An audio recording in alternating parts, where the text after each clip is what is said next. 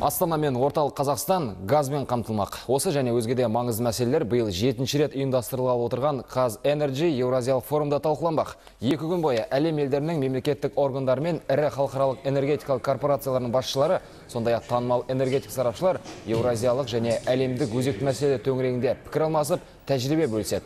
Мәселен, Балқаш жылу электр станциясының бірінші модулінің құрылысы, Атырау мұнай өңдеу зауытында тереңдетіп өңдеу кешенін салу мәселесі.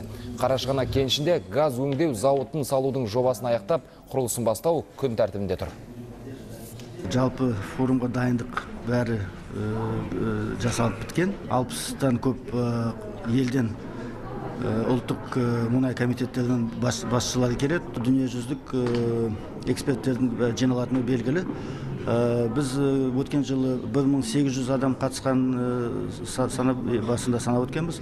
Бұл жылы 2000-нан көп болады деп жоспарлап отырмыз.